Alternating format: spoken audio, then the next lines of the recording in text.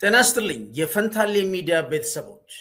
እስራኤል በኢራን የኒኩለር ማዕከል ላይ ጥቃት ሰነዘረች። ኢራን ደግሞ በሰዓታት ውስጥ በእስራኤል እጅግ ሚስጥራዊ የኒኩለር ተቋም ላይ አጸፋ መለሰች። ከእንግዲህ መደበኛ የጦርነት ህግጋት ተጥሷል። ሁለቱም ወገኖች የማድማን ዶክትሪን መከተል ጀምረዋል። ይህ ምን ማለት ነው? ዓለም ከዚህ በኋላ ምን ይጠብቃታል? በእውነት የሶስተኛ ዓለም ጦርነት እየተቃረበ ነው? ይሄ የማድማን ዶክትሪንስ የፖፑላር ዋር ያመጣል?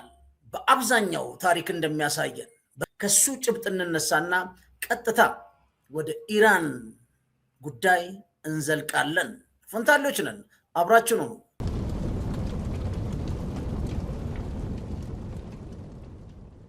ውድ አድማጮቻችን የእብድ ቲዎሪ ምን ማለት ነው? ይህ ስልት በነገራችን ላይ በጣም የሚታወቀው የቀድሞ የአሜሪካ ፕሬዚደንት ሪቻርድ ኒክሰን በቬትናም ጦርነት ወቅት ይጠቀሙበት ነበር።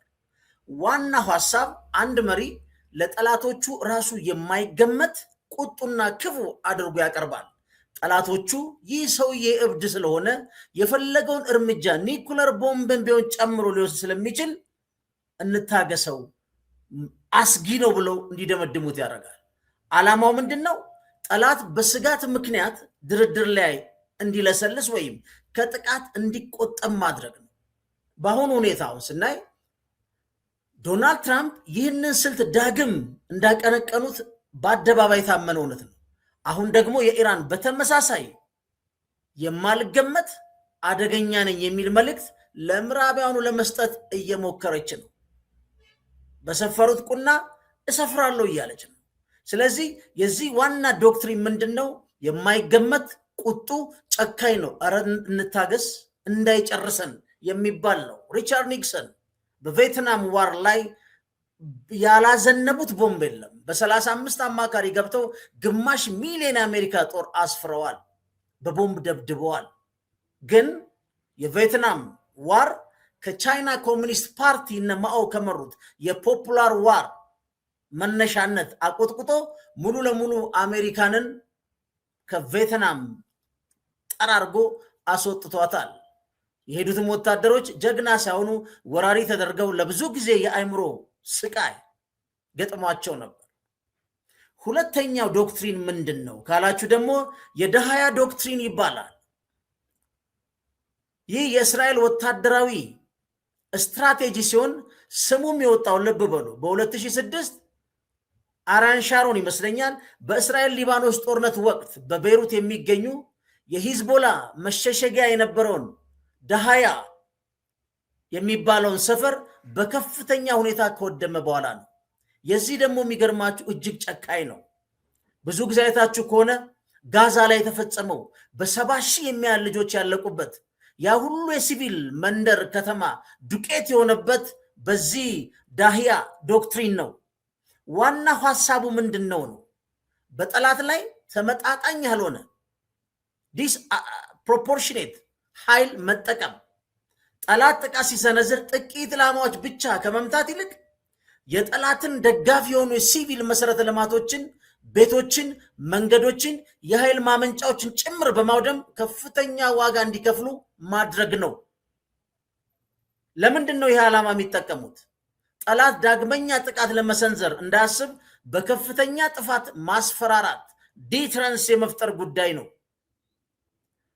በዚህ አሁን የሚታወቁት ዚፕ ሊቪን የሚባሉ ሰው ያሉ እስራኤል ስታጠቃ ታብዳለች ይላሉ። ለዚህ ዶክትሪን ማሳያ።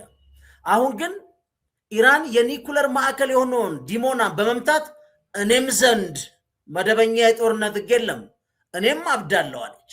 ኢራንም አበደች።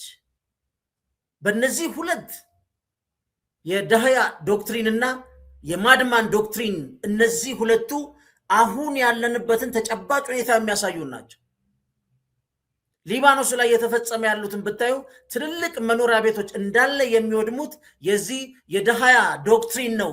እጅግ ጨካኝ፣ ንጹሃንን ቀርጥፎ የሚበላ ለዓለም አቀፍ ህግ የማይገዛ ነው እስራኤል የምትከተለው ወታደራዊ ስትራቴጂ። ስለዚህ ከዚህ ተነስተን ምንድን የተፈጠረው የሚለውን ከወሰድን ሺፍት ነው ያለው። ምናው ሺፍቱ ዶክትሪኖቹ የሚሰሩት በአንድ አቅጣጫ ብቻ ነበር። እስራኤልን መንካት አደገኛ ነው፣ አሜሪካ ከተቆጣች አደገኛ ነው፣ ዶናልድ ትራምፕ ሲፈልግ እብድ ነው፣ ሲፈልግ ክፉ ነው፣ ሲፈልግ ጥሩ ዲለር ነው የሚለው የማይገመት ሰው ነው፣ እሱ ፊት መቆም ይጨርሰናል እየተባለ የሚነገረው ነገር ኖ አሉ ኢራኖች። እኛም አብደናል፣ እብደቱን እንችልበታለን። ልክ በነካችሁን በሰፈራችሁት ቁና መሰረት እኛም እንሰፍራለን። አሁን ሁለቱም ወገኖች ይህ አስፈሪ ስልት መጠቀም ከጀመሩ ዓለም ወዴት ልትሄድ ትችላለች የሚለውን ነው እጅግ መመለስ የሚያስፈልገው፣ በጣምም ከባድ የሚሆነው ማለት ነው። ስለዚህ ይሄን ጉዳይ ስንመለከት መጀመሪያ የነሱን ጦርነት በትክክል እንየው። ምክንያቱም ይሄ ቀላል አይደለም። ማድማን ዶክትሪን እና ዳሃ ዶክትሪን በጣም በጣም በጣም ክፉ፣ ግን እኔም አብጃለሁ እብድ ነኝ እንደናንተ ያለችው ኢራን ለምንድን ነው? በእነሱ ቋንቋ ነው መጫወት የጀመረችው ማለት ነው። ለምሳሌ እንዴት የሚለውን እንመልከት። አሁን ሁላችንም እንዳየነው እዚህ ጋር እንምጣና ቀላል ነገር ላሳያችሁ። ይሄን የምትመለከቱት አሁን በቀላሉ እዩት፣ ዝም ብላችሁ ከላይ የምታዩት የኢራን የኒኩለር ቦምብ ያለበት አጠቃላይ ካርታ ነው። ከስር የኢራንን ነው የምትመለከቱት እንደምትመለከቱት። ስለዚህ በዚህ ዶክትሪን መሰረት ምንድን ነው በቀጥታ የኢራንን ኒኩለር ጣቢያዎች ማበልጸጊያዎች ስትመታ በተስተካካይ ኢራን ሄዳ ምንድን ያደረገችው የእስራኤልን የዲሞና ኒኩለር ተቋምን እሷን በተሯ ዱቄት ነው ያደረገችው። ዶክትሪኑን እንዴት ማሳየት ይቻላል ካላችሁ ይሄ ነው። ይሄን ተመልከቱ። ይሄ የዲሞና ኒኩለር ተቋም ነው በዚህ ጋር ያለው የእስራኤል ነው የምታዩት። በዚህ ጋር ደግሞ የናትሳን ኒኩለር ተቋም የኢራን ነው። ስለዚህ ዶክትሪኑ ምንድን ነው? በፊት እስራኤል ትጨፈልቃለች፣ ታፈርሳለች፣ ትገላለች፣ ከዛ ሁሉም ተሰብስቦ ይቀመጣል። ዛሬስ ኖ፣ የደሃን ዶክትሪን ነው የምትከተዩ። መሰረተ ልማት ስታፈርሺ ያንቺን መሰረተ ልማት አጋሮችሽን ማፈርሳሉ። አሜሪካ መሰረተ ልማት ትመታለች፣ ኢራንም የእሷን ወዳጆችና የአሜሪካን ገልፉ ላይ ያለውን አጠቃላይ ተቋምን ታደርጋለች፣ እሷን ማብራት ትመታለች ማለት። ስለዚህ ይሄ አደገኛ ዶክትሪን ነው። የማድማን ዶክትሪን ቅድም እንዳልኳችሁ ተልእኮውም ሊያሳካ የሚፈልገውም፣ ግን አሁን ዶናልድ ትራምፕን የሚፈራ የለም፣ ኔታንያሁ የሚፈራ የለም። ባጠቃህን መጠን እናጠቃሃለን። ከዛም በላይ በአሲሜትሪክ ዋርፌር ያልጠበቁት ጦርነት ውስጥ ከተዋቸዋል። የዶናልድ ትራምፕ ስልጣን ተነቃንቋል። የኔታንያሁ የውስጥ ተቃውሞ ግሏል። ኢራን ግን ከባድ ነገር፣ ሁሉም ጀነራሎቹ በሉት ሲቪል ለመሞት ዝግጁ መሆናቸው የምታውቁት። ኢሚዲየትሊ አንድ ጀነራል በወደቀ ቁጥር አንድ ወጣት ይመጣል። አሁን እንደውም ከባድ ያደረገው ምንድን ነው? በእድሜ የገፉትን አብዛኞቹ ወጣቶች እየተኩ በመምጣት ከአሜሪካም ከእስራኤልን ጋር ለመዋጋት ከፍተኛ ረሃብ ያላቸው ጀነራሎች ነው ከፊት ተደርድረው ያሉት። አሁን መረጃዎች እንደሚያሳዩት እሱ ብቻ አይደለም፣ አባትየውን ያጣ፣ እናቱን ያጣ፣ ሚስቱን ያጣ፣ ልጆቹን ያጣ አያቶላ ወደፊት ስለመጣ ፋትዋ ብለው ያወጁት ሐመኒ አልፈዋል። ምንድን ያሉት? ይሄ ከአላህ መስመር የወጣ ነው፣ የሰው ልጆችን የሚያጠፋ ነው ኒኩለር ቦምብ፣ ይሄ በኢራን ምድር አይሞከርም። ለድርድር እንደ ዲተራንስ የምትፈልጉት ከሆነ ማበልጸግ ለሕክምና ትችላላችሁ ብለው የገዘቱ እሳቸው ናቸው። እሳቸው እስከሞቱ ድረስ ይሄ ነገር አልተሞከረም፣ አልተሰራም። አሁን ግን እሳቸው ካለፉ በኋላ ይሄን ቅድም እንዳልኳቸው የማድማን ዶክትሪንና የደሃያ ዶክትሪንን በኢራን ላይ የፈጸሙት ኔታንያሁና ዶናልድ ትራምፕ የመጨረሻ ተስፋ በቆረጠ መልኩ ኢራኖች የኒኩለር ቦምብ መታጠቅ የህዝባችንም የመንግስታችንም ህልውና ነው የሚል ደረጃ ላይ ይደርሳሉ የሚል ከ90% በላይ ግምት አለ። ይሄ ምክንያቱም ፕሬስ የተገፋባቸው እስራኤሎች ላይ ጫና ነው። እነሱ ግን አንድ በአንድ ዶክተር ማራንዲን አይታችሁት ከሆነ ብዙ ሚሊዮን ዶላር አሁን ተቆርጦበታል። የቋንቋ አስተማሪ ነው። በጣም ስለ ኤዥያም ያጠና ነው። በአሜሪካ የኒኩለር ድርድር ላይ አድቫይዘሮ ነው የሚንቀሳቀሱ የነበረ ነው። ይዘ ዶክተር ብዙ ሚዲያ ላይ ማራንዲን ታውቁታላችሁ። ይሄን ያህል ሚሊዮን ብር ተቆርጦብሃል እና ልትገደል ነው ምን ይሰማል አሉት። የኔ ህይወት ከማንም የተለየ አይደለም። የ7 የ16 የ75 እናቶች በግፍ እያለቁ ባለቁባት ኢራን ውስጥ የኔ ሞት ትርጉም የለውም አቃለውም ነው። በዚህ ደረጃ ዲተርሚንድ ናቸው። ስለዚህ የሚከፈለው ዋጋ በሁለቱም በጣም የተጋነነ የሚያደርገው በዚህ መልኩ ነው። በዛ ላይ በግፍ ወረራን የተፈጸመባቸው በተባበሩት መንግስታት ራሳቸውን የመከላከል ሙሉ መብት ያላቸው አገር ነው። ግን ማይት ኢዝ ራይት፣ ሰላምህን በጉልበት ነው የምታጸናው የሚሉት የዶናልድ ትራምፕና የቤንጃሚን ኔታንያሁ አስተሳሰብ ግን መካከለኛውን ምስራቅ አምሶታል። አሁን በተጨባጭ በእነዚህ ሁለት ላይ የሆነው ምንድን ነው የሚለውን እዚህ አሁን ምንድን ነው ዲሞና ማለት ተራራ ከተማ አይደለችም። በሰፊው የእስራኤል የኒኩለር ጦር መሳሪያ ፕሮግራም ማዕከል እንደሆነ በሚታሰብ የሺሞን ፔሬዝ ለሳቸው ማስታወሻ ነው። የኔጌቭ የኒኩለር ምርምር ማዕከል አቅራቢያ የምትገኝ ነች። በናቃ በረሃ ትልቅ ክፍል ውስጥ የሚገኝ ተቋም ከፕሉቶኒየም ምርትና ከረጅም ጊዜ ጦር መሳሪያ አቅም ጋር ተያይዞ ከቆየው የእስራኤል እጅግ ስሜታዊ ወይም ስትራቴጂካዊ ቦታዎችን አንዱ ተደርጎ ለረጅም ጊዜ የተሰራበት ነው። በነገራችን ላይ የእስራኤልን የኒኩለር ቦምብ የሰራችው ፈረንሳይ ነች። ፈረንሳይ የሰራችበት ምክንያት ታስታውሳላችሁ። በሲዩዝ ካናል ጦርነት ጊዜ ግብፅና አሜሪካ አብሮ ሲቆሙ እስራኤል፣ እንግሊዝና ፈረንሳይ አብሮ ነበሩ። በዛ ጊዜ በነገራችን ላይ በዛ ጊዜ ከፍተኛ ፍቅር ላይ ያሉ ነው ሺሞን ፔሬዝ አነጋግረው ከፈረንሳይ ጋር ይሄ ኒኩለር ጣቢያ የተገነባው። የኢራንም የኒኩለር ሪአክተር በ1979 በኋላ ከኢስላሚክ ሪቮሉሽን ጋር በተያዘ አይደለም የተሰራው። ባሻ ንጉስ ባሻ ባለበት ጊዜ አሜሪካኖች ናቸው እዛ ውስጥ አሜሪካና እንግሊዞች ናቸው ኢራን ውስጥ የኒኩለር ሪአክተሩን የገነቡት። ሁለቱም የኢምፔሪያሊዝም ውጤቶች ናቸው። ሁለቱም የምዕራቡ አገር የኒኩለር ምርምር ውጤቶች ናቸው። ግን 1979 ላይ ኢስላሚክ ሪቮሉሽኑ ሲቀጣጠልና አሜሪካን ተጠራርጋ ከወጣች በኋላ ከዛ ጀምሮ እስካሁን በሳንክሽን ያለ መንግስት የኢራን መንግስት ነው። ከየትኛውም የምዕራቡ ዓለም ቴክኖሎጂ እንዳይቋደስ የተደረገ የኢራን መንግስት ነው። ግን ምን ጠቀማቸው?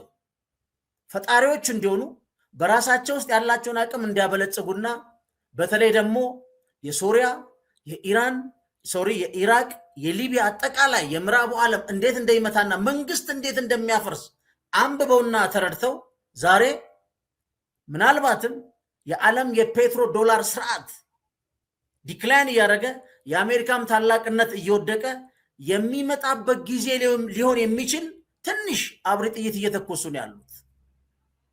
በነገራችን ላይ የአሜሪካ ኢምፓየር በሉት የሄጂሞኒክ ፓወር እስከዛሬ በዓለም ላይ ካሉት ለዓለማችን ትልቅ ስልጣኔ ያጎናጸፈ ከዲሞክራሲም ብትሉት ብዙ በረከት ያለው ከሰብአዊ መብት ብትሉት ብዙ በረከት ያለው በአብዛኛው የተቸገሩትንም በሰብአዊ መብት የሚረዳ የአሜሪካ ህዝብ አጠቃላይ እሴት ነበር።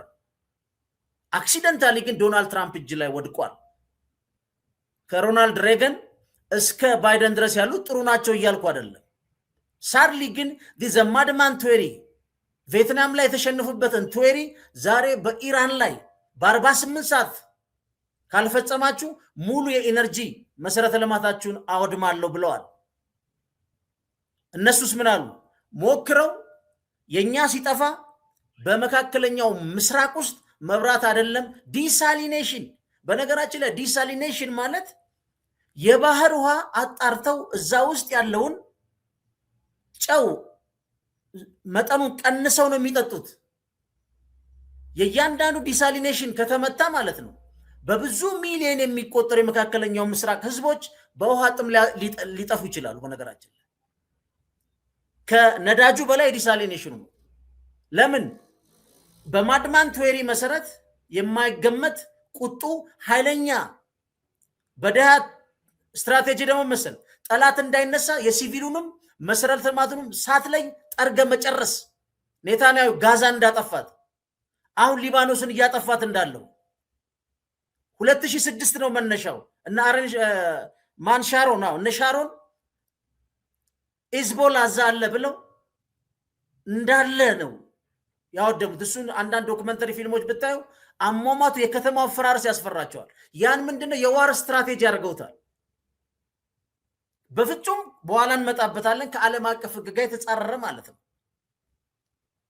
ሎክ ስለዚህ አሁን ኢራን ምን አለች? እኔም አብጃለሁ፣ እብደታችሁን እጋራለሁ እንጂ እንደዚህ እየጨረሳችሁን በቃ እናንተ ኃይለኞች ብለን አንገባም እያለች ነው።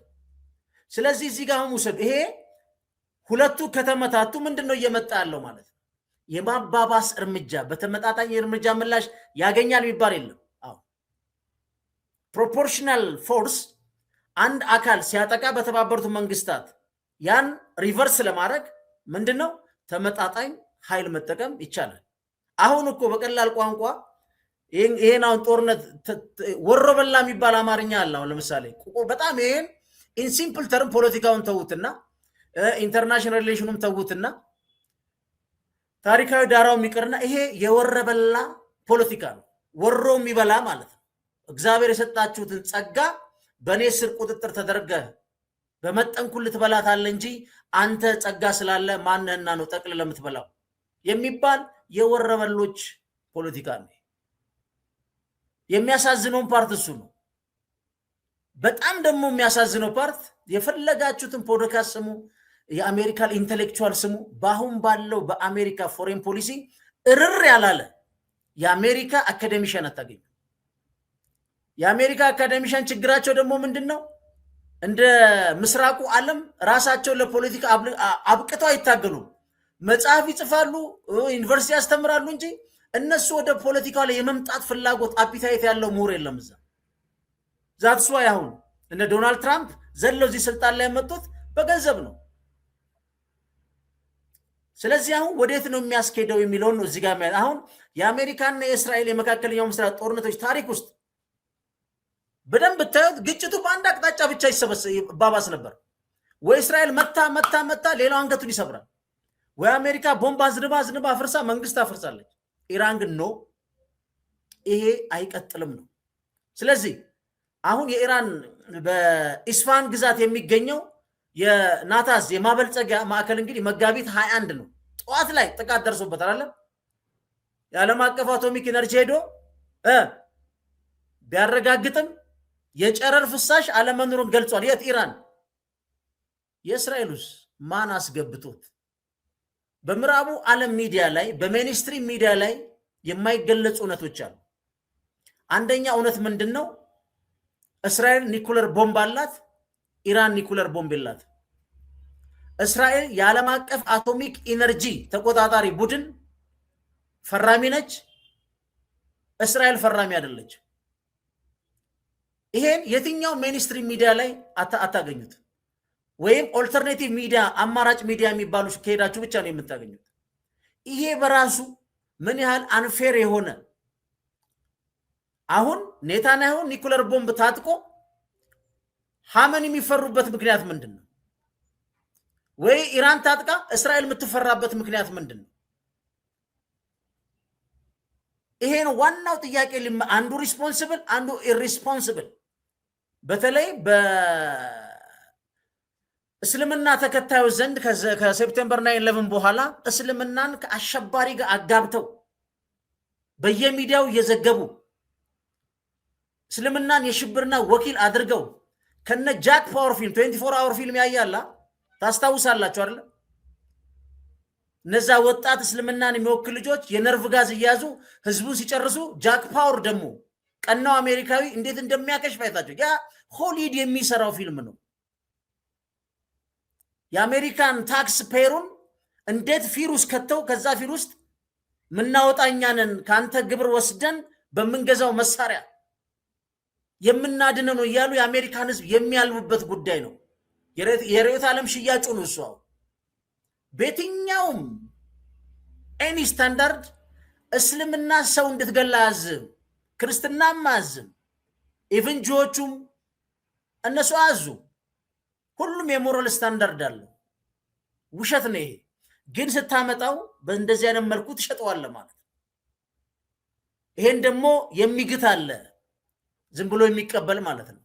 the point አሁን እዚህ ጋር የዓለም አቀፍ ህግ ነው ለ80 ዓመት እንግዲህ ሩል ቤዝድ የሆነ ስርዓት በአሜሪካ መራሽ ዓለም ብዙ ያተረፈችበትም ብዙ ያለቀችበትም ፋይናሊ ግን ማብቂያው ደረሰ ይመስላል።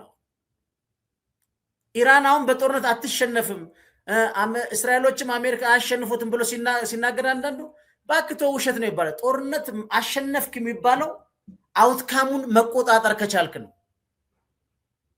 አንድ ጦርነት አልቋል የሚባለው መንግስት ማፍረስ ሳይሆን ከመንግስት ማፍረስ በኋላ ያን ሀገር ወደ ህግና ስርዓት ማስገባት ከቻልክ ነው። ሊቢያን እያየን ነው፣ ኢራቅን እያየን ነው፣ ሶሪያን እያየን ነው። ሶሪያ ላይ የአይሲስ ዋና መሪ የነበረ ገዳይ ነብሰ ገዳይ ፕሬዝደንት አድርገው አስቀምጠውታል።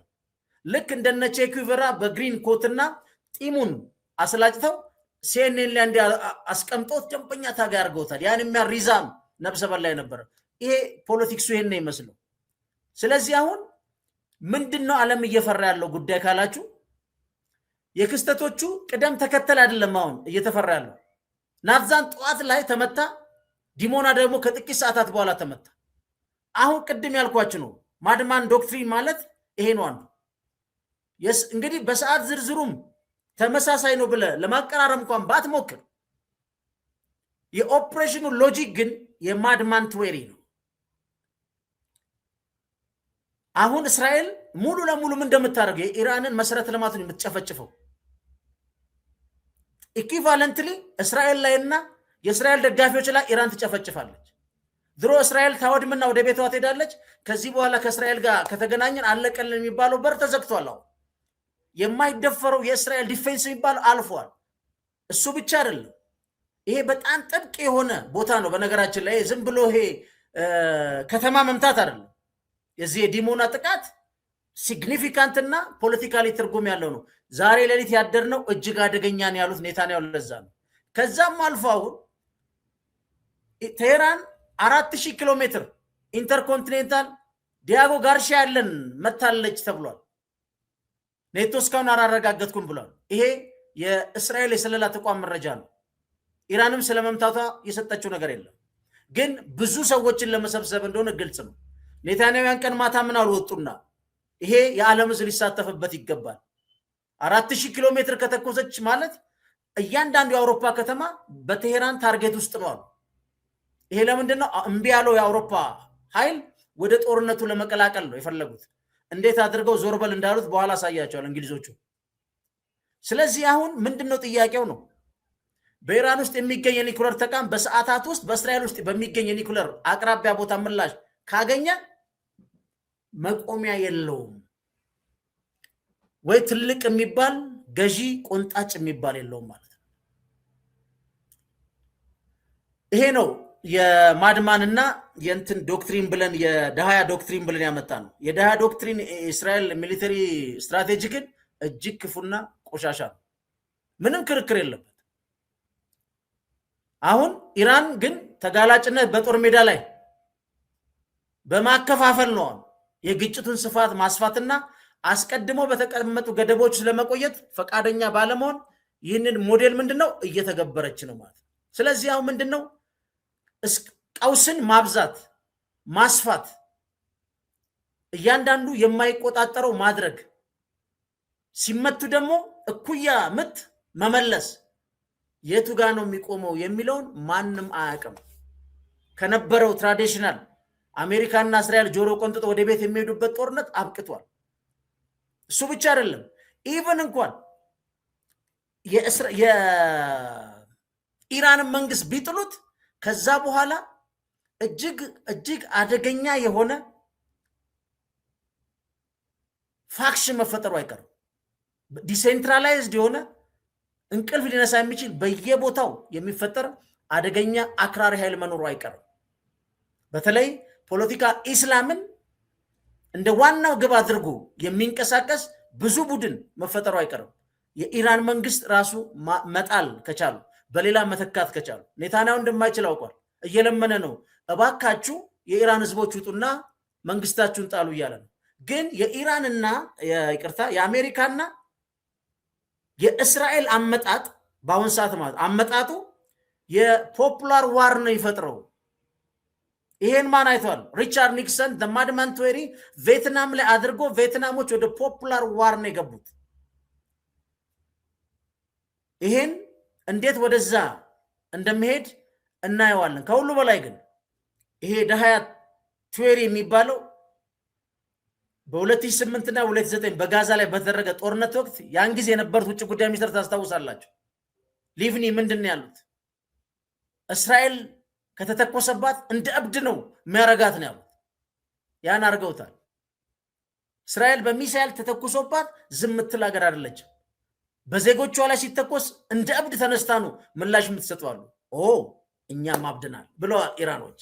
ለዚህ ነው ኢራንም አብዳለች፣ እስራኤል አብዳለች፣ አሜሪካ አብዳለች። ትርፉን እስቲ እናየዋለን። ግን ይሄ እንዴት ነው ከዓለም አቀፍ ሕግና ፖፑላር ዋር እንዴት ይወልዳል የሚለውን ቀጥለን እንመለከታለን። ፈንታሌዎች ነን። ቻናላችን ላይክ፣ ሰብስክራይብ ማድረጋችሁን አዘንጉ።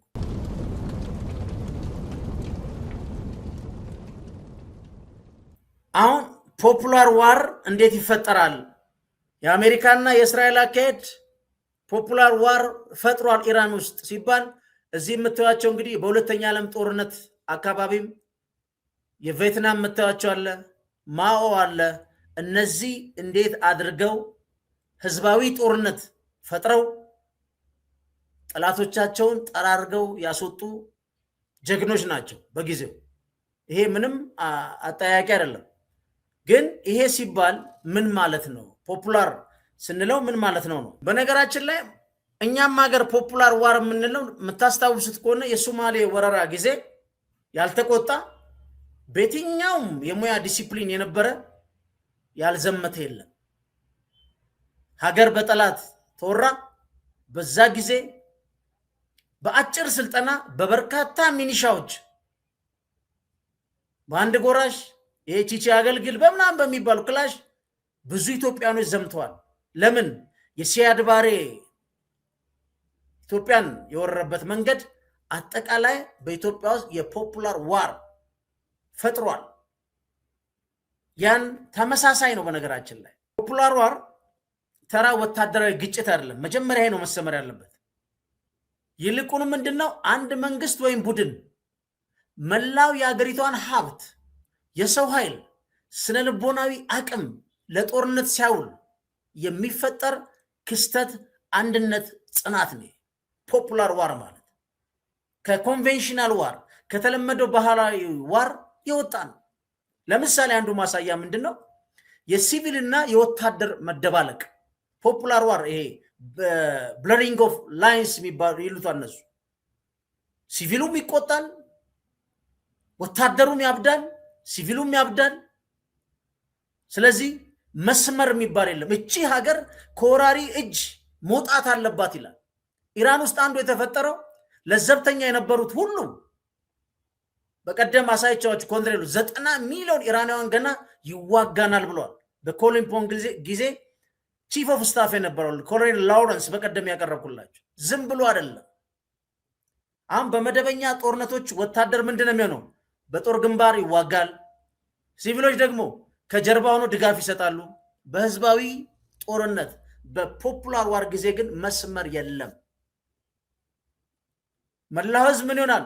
ተዋጊ ነው። ፋብሪካ ሰራተኛው መሳሪያ ያመልታል። ገበሬ ሰራዊቱን ይመግባል። ተማሪው መረጃ ይሰጣል። ራሱ ይደራጃል፣ ይታጠቃል። ለምን? ህዝቡ የጦርነቱ አካል ስለሚሆን። ጠላትም ህዝቡን እንደ ወታደራዊ ኢላማ ማየት ይጀምራል። ለምን? አሜሪካና ኢራን ያገኙበት ቦታ ነው ቦምብ የሚጥሉት። ለምን? እያንዳንዱ የኢራን ዜጋ ታርጌት ነው፣ ጠላት ነው ተደርጎ የሚወሰደው። ለዚህ ነው ከፍተኛ ሰብአዊ እልቂት ሪፖርቶች እየወጡ ነው። ኢራን ነህ ጠላት ነህ፣ አለቀ። ስለዚህ ምን ማድረግ አለብ? ሁላችን የሚገሉን ሀገራችንን የሚወርን ከሆነ ብሎ ወደኋላ የሚል ኃይል አለ ማለት። ሌላው ምንድነው? የርዕዮተ ዓለምና የብሔርተኝነት ሚና ነው። ህዝባዊ ጦርነት ያለ ጽኑ እምነት ሊካሄድ አይችልም። ፖፑላር ሲሆን ስትሮንግ የሆነ ኮዝ ይፈልጋል። ህዝቡን ለምን እንደሚዋጋ ጠንካራ ምክንያት ሊኖረው ይገባል። ብዙ ጊዜ ምንድነው? የሰርቫይቫል የህልውናን የማዳን አገርን ከወራሪ መከላከል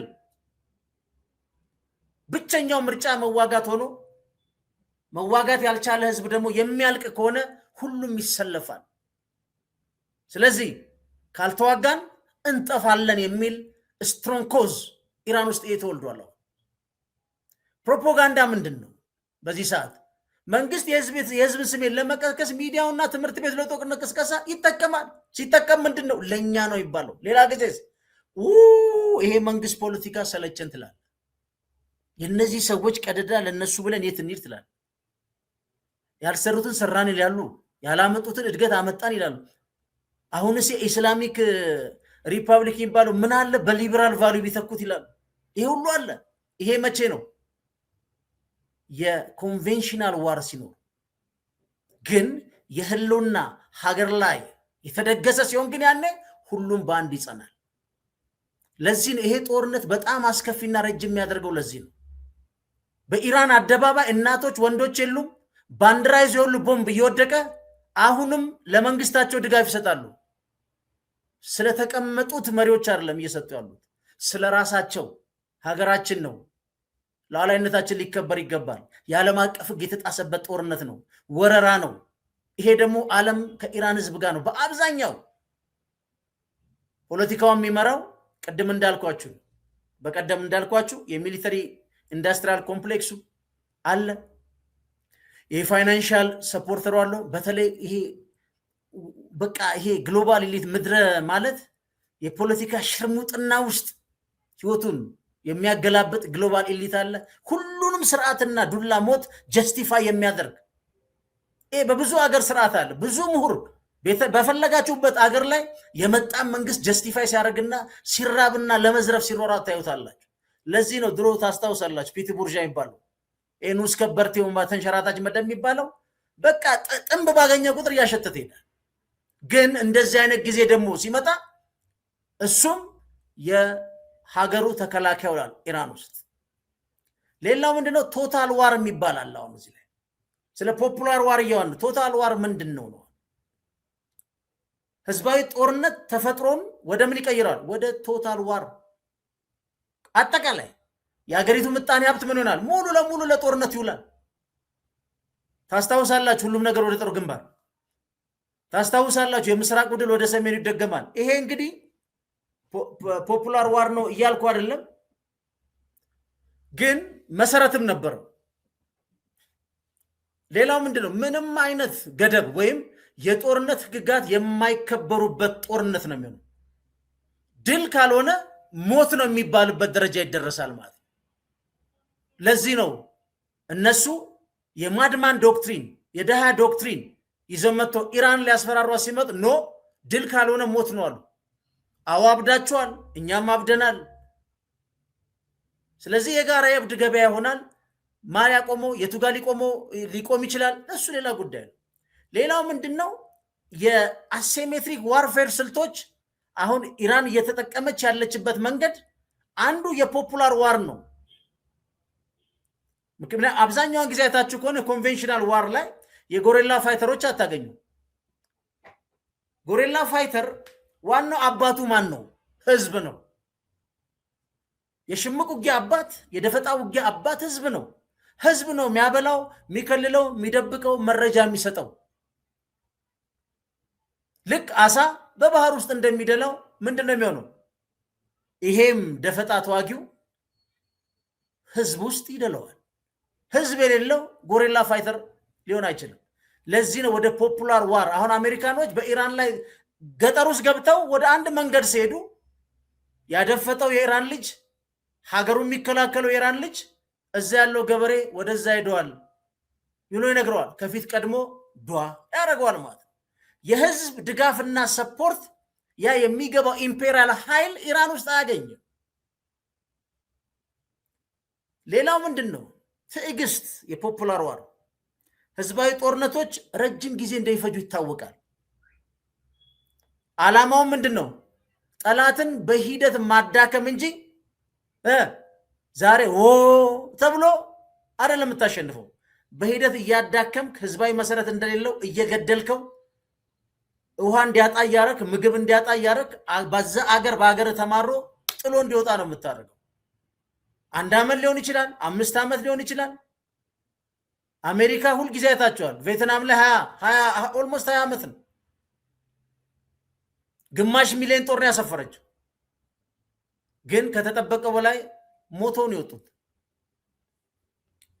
ስለዚህ አሁን በወቅታዊ የኢራንና እስራኤል ጦርነት ውስጥ አሁን በአሜሪካ እና ኢራን ውስጥ አሜሪካና እስራኤል በፈጸሙት ወረራ ላይ ምንድነው እየሆነ ያለ ካላችሁ አሁን ባለው ሁኔታ ኢራንም ሆነ እስራኤል የራሳቸውን ህዝብ ምን ብለዋል?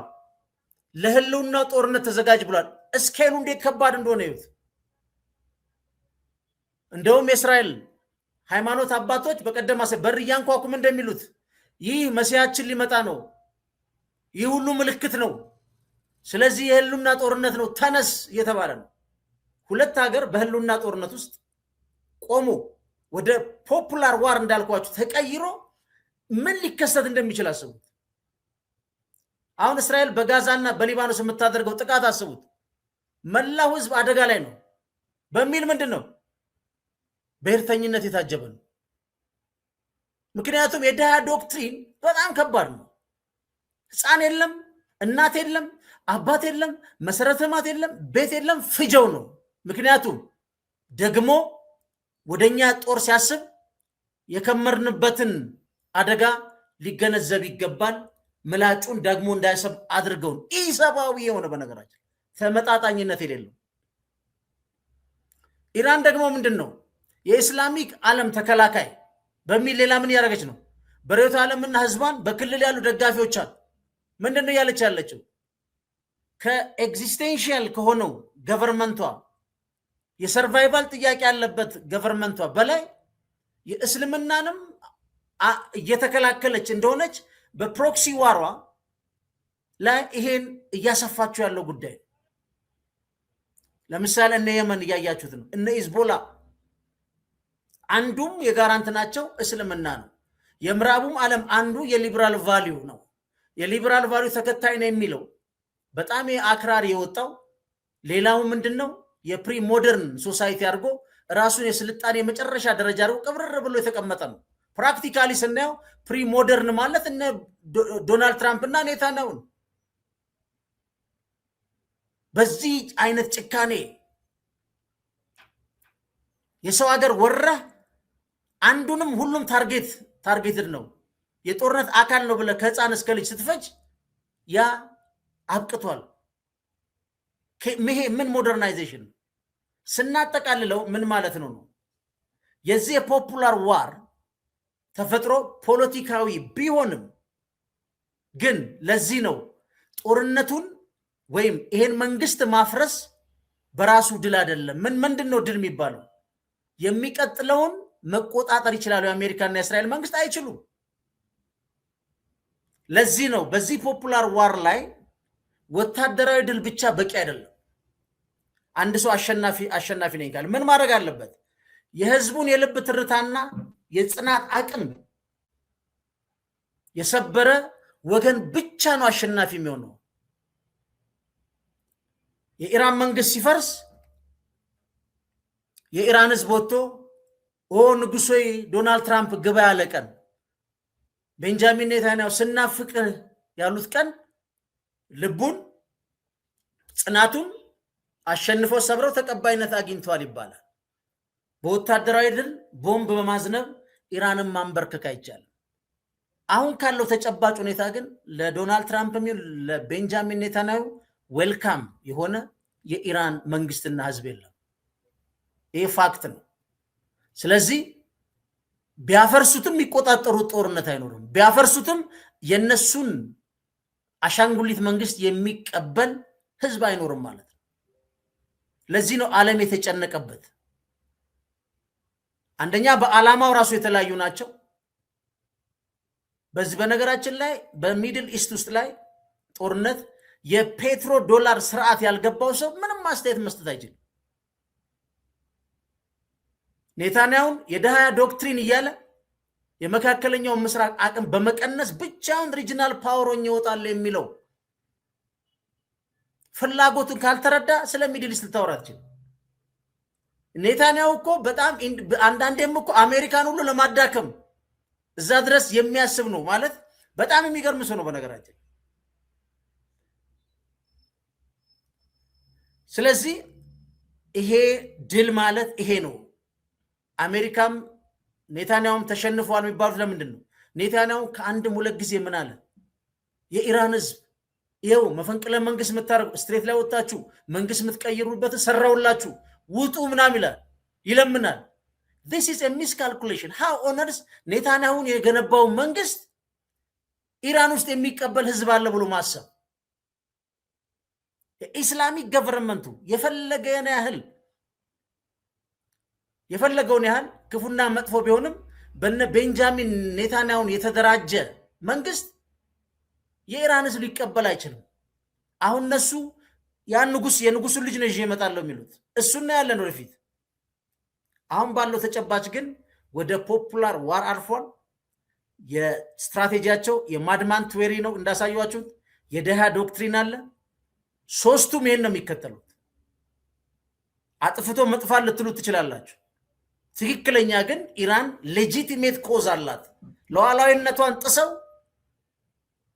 የዓለም አቀፍ ህግ ጥሰው ሉዓላዊን አገር ለማፍረስ መንቀሳቀስ፣ ያን ለመከላከል የሚነሳ መንግስት ሌጂቲሜት ነው። ስለዚህ ጦርነቱ በጣም ከባድ ነው። ዛሬ 24 ሰዓት ያልቃል ብሏል። 48 ሰዓት ዶናልድ ትራምፕ የሚፈጽመው እናያለን። ኢራንም ተመጣጣኝ እርምጃ እንደምትወስድ ዘርዝራ አስቀምጣለች። ስለዚህ ኢንተርናሽናል ኮሚኒቲው እዚህ ላይ እንደ ሊገባ ይችላል። እነ ቻይና፣ እነ ሩሲያ፣ የአውሮፓ ህብረት፣ አሁን ቱርክ እስላማዊ ሀገሮች እየሰበሰበች ነው በዲፕሎማሲ ለመፍታት። ኢራን ግን ዲፕሎማሲ ሳይሆን ኢንሹራንስ ዋስትናን የጠየቀችው። ከዚህ በኋላ የአሜሪካ መንግስት ጦርነት እንደማይከፍትብኝ ማረጋገጫ ፈልጋለሁ። ስለዚህ ይህን በዚህ ፍሬም ካያችሁት እንደ ፈንታሌ ሚዲያ የሚቀጥለውን ደግሞ አብረና ያለን ማለት ነው። ቻናላችን ላይክ፣ ሰብስክራይብ አድርጉና 3 ምርጥ ዜናዎች አሉ። አብራችሁ ነው።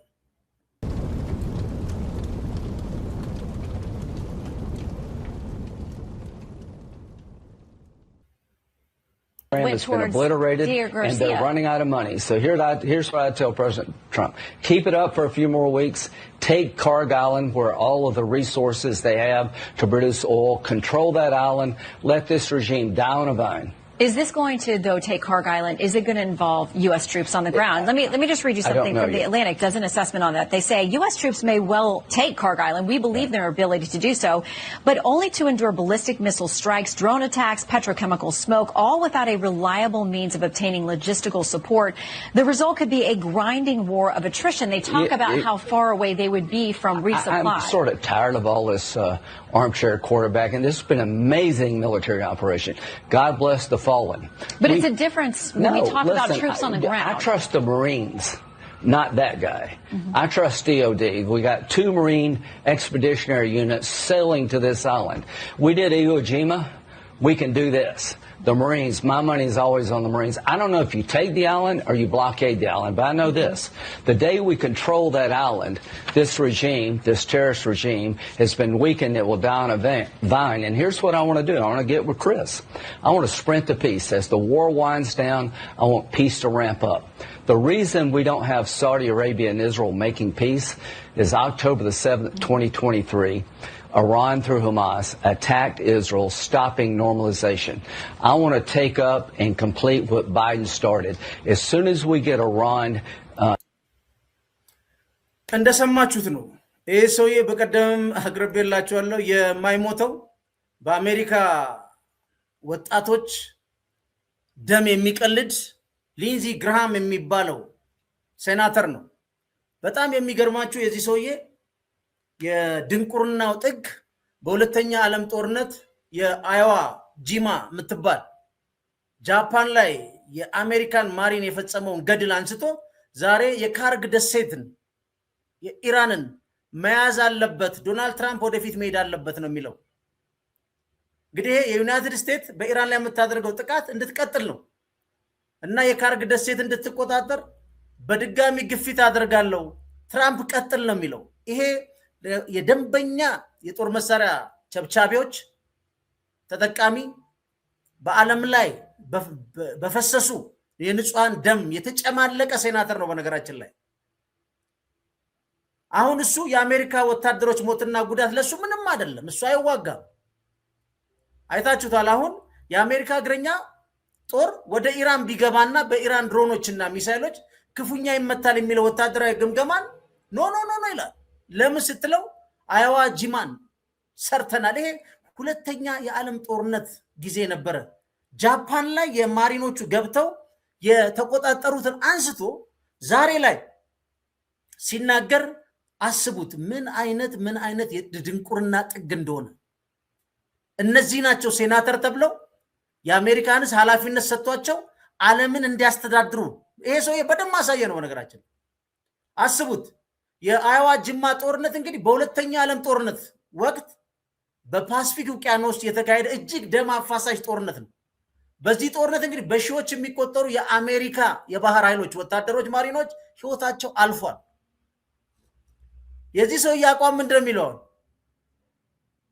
እንዲህ ያለውን ከባድ መስዋዕትነት ለመክፈል ዝግጁ ይመስሉኛል። ማሪኖቹ ምን በወጣቸው ለማድማን ትዌሪ ንጹሃን የአሜሪካ ወጣቶች በግፍ የሚያልቁበትን ያቀጣጥላል።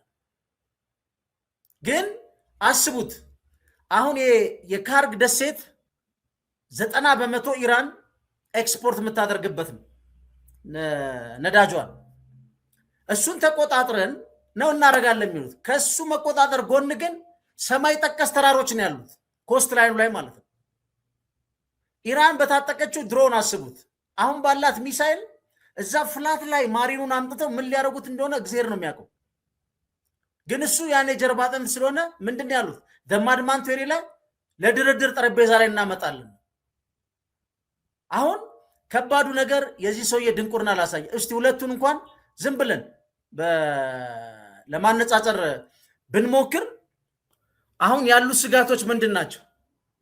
ወታደራዊ ባለሙያዎች እንደሚሉት እንግዲህ በዘመናዊ ጦርነት የኢራን የአሴሜትሪክ ጦርነት ቅድም ያልኳችሁ ስልት እና የድሮን መንጋዎች አሜሪካ በሁለተኛ ዓለም ጦርነት ወቅት ከገጠማት ፈተና እጅግ የተለየ ነው። በጣም ስጋት አላቸው። በነገራችን ላይ ግን እነዚህ አይሞቱም። ገባችሁ? ስለማይሞቱ ምንም ደንታቸው አይደለም። በዚህም አላችሁ በዛም አላችሁ፣ ለሱ ደንታው አይደለም። እስቲ አሁን እግዚአብሔር ያሳያችሁ። የአይዋ ጂማ የሚለው ይሄ ነው። የካርግ ደሴት ነው። እንግዲህ በ1945 የተሳካን ዛሬ ላይ ማሪኖቹ ይፈጽሙታል ይላል። ጃፓን በወቅቱ የነበራት አቅምና ኢራን አሁን ያላት አቅም የተለያየ ነው። ግን ይሄ ሰውዬ አይሞትም።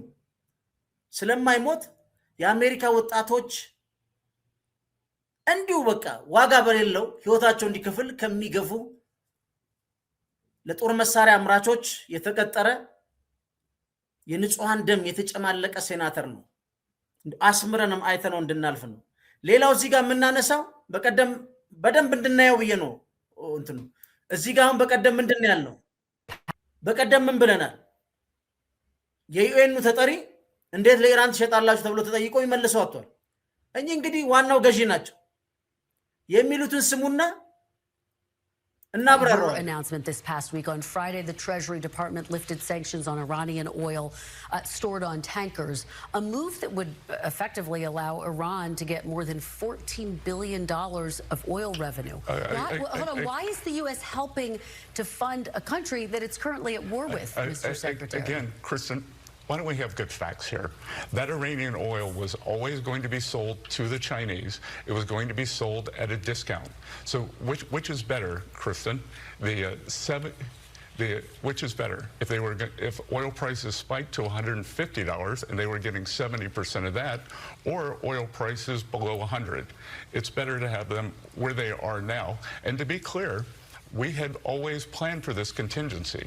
About 140 million barrels are out on the water. In essence, we are jiu-jitsuing the Iranians. We are using their own oil against them. We have a much better line of sight, to be clear, at Treasury. when this oil goes to, if it goes to Indonesia, if it goes to Japan, if it goes to Korea, we have a much better line of sight and are able to block accounts that the oil goes into. When it goes into China, it completely gets recycled. So to be clear, that 14 billion number is grossly overstated. እንደሰማችሁት ነው የአሜሪካ የግምጃ ቤት ጸሐፊው እንግዲህ ስኮት ቤስተን ነው የአሜሪካ ፖሊሲ ለውጡ ጂስት ሚል ተጠቅማ አይታችሁ ሰምታችሁታል ጂስቱስ ሚል ተጠቅሟል ይሄ ቋንቋ ምንድነው ማርሻል አርት ላይ ብዙ ጊዜ የሚነሳ ቋንቋ ነው አይታችሁት ኮን ምክንያቱም ምንድነው 14 ቢሊዮን የአሜሪካ ዶላር የሚያወጣ ነዳጅ እንድትሸጥ መፍቀድ ሽንፈትን አምኖ መቀበል ጋር ነው አብዛኞቹ የሚያያይዙት እሷ ግን ትጠይቀዋለች እሱ ምን ይላል ይህን ቃል የተጠቀመው የተቃዋሚን ጉልበትና ፍጥነት ተጠቅሞ ራሱን እንዲወድቅ የማድረግ ስልት ለመከተል ነው ይላል ማርሻል አርት ላይ ያለው ኮንሰፕት ነው ሆኖም ግን በኢኮኖሚ ጦርነት ረገድ ተቾችና ኢራናውያን ጉዳዩን የሚያዩት አሜሪካ በመጀመሪያ አይኗን እንደጨፈነች ነው እጅ እንደሰጠች አድርገው ነው የሚያዩት መንሳቸው የዓለም ገበያ ለማረጋጋት ነው ይላሉ የነዳጅ ዋጋ እንግዲህ በከፍተኛ ተጨምሮም የአሜሪካና የአውሮፓ ኢኮኖሚ እንዳይጎዳ ለመከላከል ነው የቁጥጥር ዘዴም አለን የነዳጅ ሽያጩ ገቢ በተወሰኑ ቁጥጥር በሚደረግባቸው የባንኮች ሂሳብ ውስጥ እንዲቀመጥ በማድረግ ኢራን ገንዘቡን ለሰብአዊ ድጋፍ ብቻ እንድታደርግ ተጽዕኖ ለመፍጠር ነው ሁለተኛ ውጥረቱን ለመቀነስ ነው ይላሉ የማድረጉ ስልት ከእንግዲህ በላይ ኢራንን ሳይሆን ምዕራባውያንን መጉዳት የሚጀምርበት ደረጃ ነው ምኑ ያለው ቀውሱ ያለው ለምን ቅድም ያልኳችሁ ማድማን ትዌሪ ማለት ነው አብደ ስትመጣ ያበደ ሰው ከመጣ ገበያ ሊረጋጋ ይችላል እብደትን ፈርቶ ሸብረክ ካለ ልታረጋጋው ትችላል ኖ እኔማ አብጃለሁ ብላለች የሶስት እብዶች ገበያ ሆኗል የማድማን ትዌሪ ነው እየተከተለው ያሉት የእስራኤል ደግሞ ጦር ስትራቴጂ አያድርስ ነው ስለዚህ አስቡት ዝም ብላችሁ 14 ቢሊዮን ዶላር ለሰብአዊ መብት እርዳታ ብቻ የሚውል ትንሽ ሳንቲም አይደለም እንደምታስቡት ይህን ገንዘብ እንግዲህ አስቡት ለልማት ለባላስቲክ ሚሳኤል ማሻሻል ታደርጉት ይችላልች አይገባም የማዕቀቡ መላላት ይሏል ይሄን የተናገረ የግምጃ ኃላፊ 48 ሰዓት ሰጥቶ ደግሞ አወድማሉ ይላል ይሄ ነው የማድማን ትዌሪ የማይገመቱ እብድ ጨካኝ ኃይለኛ ተብሎ እንዲገመቱ የሚያደርጉ ስለዚህ የምታዩት ነገር በአጠቃላይ የምትጨብጡትም አይደለም ለምሳሌ አሁን በዚህ ጋር ያጄ ምነግራቸዋን በጣም የገረመኝ ነገር ቤንጃሚን ኔታንያሁ ዲሞናን ሲመታ ሄዶ ጎበኙና ምን አሉ it is the right time ዓለም ምን አብሮን ሊቆም ይገባል አሉ ለምን ሲባሉ 4000 ኪሎ ሜትር ተኩሰች ማለት አጠቃላይ ምን አለ ብሪቴንን ለንደን ፓሪስ ታርጌት ናቸው ሲል ግን ምን አሉ የብሪቴን የቤት ልማት ጻፊ ስቲቭ ሪድ ምን አሉ ለቢሲ ኢራናውያን ዩናይትድ ኪንግደም ኢላማ እያደረጉ ነው የሚለው የተለየ ወታደራዊ ግምገማ የለንም አሁን የክርክሩ መነሻና ዋና ቁልፍ ነጥቦች ምንድናቸው የዲያጎ ጋርሺያን የራይድ አስተያየት የመጣው ኢራን ከግዛቷ በግምት 4000 ኪሎ ሜትር ርቀት ላይ በሚገኝ የዲያጎ ጋርሺያ ጦር ሰፈር ላይ በባላስቲክ ሚሳኤል ጥቃት ካደረሰች በኋላ ነው ይህ የጦር ሰፈር የአሜሪካና የብሪታንያ የጋራ ወታደራዊ ተቋም ነው እሳቸው ግን እንደዚህ አይነት ግምገማ የለንም ብሎ ነው ውድቅ ያደረጉት በጣም በሚገርማችሁ እኮ የጦርነቱን ስፋት መቀነስ ብሪታንያ በቀጥታ ከኢራን ጋር ወደሚደረግ መጠነ ሰፊ ጦርነት ውስጥ መግባት አትፈልግም የአየር መከላከያም ቢሆናሉ ብሪታንያ በራሷ ሚሳኤል መከላከያ ዘዴዎች ላይ እምነት ስላላት የእስራኤልን ማስጠንቀቂያ እንደ ስልታዊ ፖለቲካ ግፊት ብቻ የታን ውድቅ ያደረገችው የዲያጎ ጋርሺያ ሁኔታም ደሴቱ የብሪታንያ ግዛት ቢሆንም በዋናነት የአሜሪካ ቦምብ ጣይ አውሮፕላኖች የሚነሱበት በመሆኑ ጥቃቱ በብሪታንያ ላይ የተቃጣ ሳይሆን በአሜሪካ ወታደራዊ መዋቅር ላይ የተቃጣ አድርገው ነው የተመለከቱት ስለዚህ የቤንጃሚን ኔታንያሁ ከዚህ ጋር ስታዩ ጠልፎ የማስገባት ፍላጎት ምን አድርገዋል ማለት ነው ትተውታል አልፎታል ፈንታሌዎች ነን ቻናላችን ላይክ ሰብስክራይብ ማድረጋችሁን አዘንጉ አብረንኑን በተለይ ሼር ሰብስክራይብ አድርጉልን በራሱ ይሄ ሪኮመንዴሽን ውስጥ አያስገባንም ማለት ነው መልካም ቀን መልካም ውሎ ቻው